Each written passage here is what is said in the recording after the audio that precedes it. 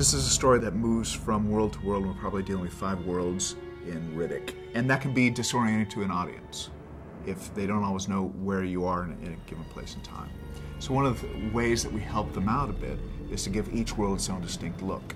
And one of the choices in that, not just, you can do that by architecture, you can do it by sounds, the street sounds on a place like Helion Prime, which has an arabesque flavor to it. But you can also do it in just in the color palette that you use, and the color temperature. So some of that color palette is addressed architecturally on the sets that we build, and then also you pump it up in post-production as well with our digital timing now.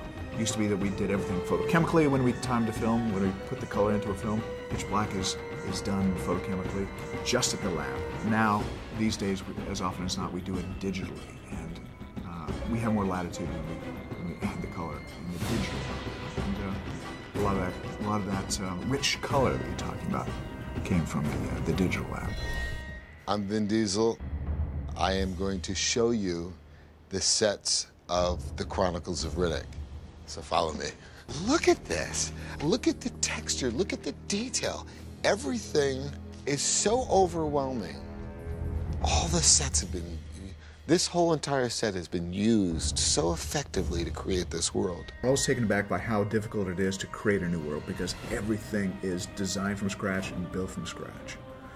And that's why Riddick was shot entirely on a stage in Canada. None of it was shot outdoors. It's because even the vistas that we wanted to see, any vista that we could find on Earth wasn't strange enough for the vistas that we wanted to present. So any vista you see in the movie is the actors in front of green screen, and then later on the computer we created the alien landscape behind them.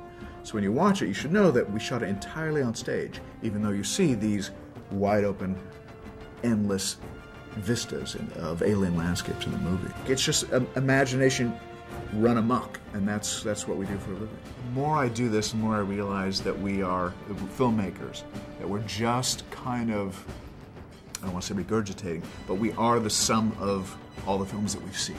I'll see a film that I haven't seen since childhood, First Man on the Moon or something like that from H.G. Wells stories, and I'll go, there was something in that. There was something in that underground scene in First Man on the Moon that made me do an underground scene in The Arrival, for instance, where the Charlie Sheen character goes down the elevator and sees the subterranean